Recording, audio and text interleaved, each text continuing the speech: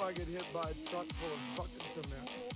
Last of Us 2 is a very special game. It was completely convinced that it was an unfiltered exploration of humanity's evil, a no bullshit story about loss, revenge, insanity, and grief, but in reality, it's not exactly as well thought out as it likes to think it is. In fact, this is one of the preachiest, hollow stories that I've ever seen. Casinos with bright neon signs have more restraint and subtlety than this supposed greatest game of all time.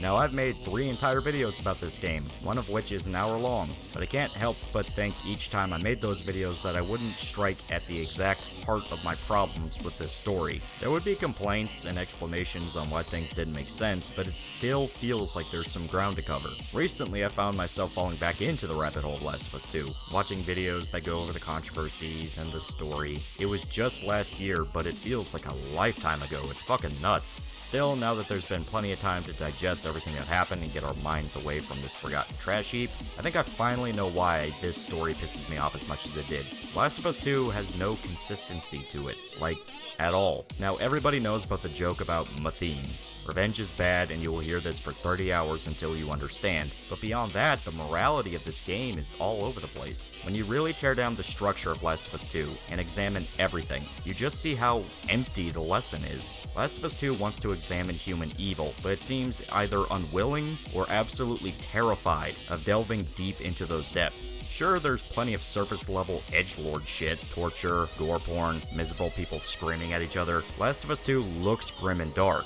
but to truly sink into dark territory requires way more than just seeing people get shot. To say that Last of Us 2 is as dark as it wants to be is like saying Friday the 13th is on the same level as The Road. No. They're completely different experiences that use different elements. Now, the first game does this perfectly well. It's an unforgiving journey, to say the least. However, there was a science to Last of Us 1. While what Joel and Ellie go through is nightmarish, the actual development between the two is extremely hopeful. They grow to truly love one another, and Joel finally finds a chance to be a father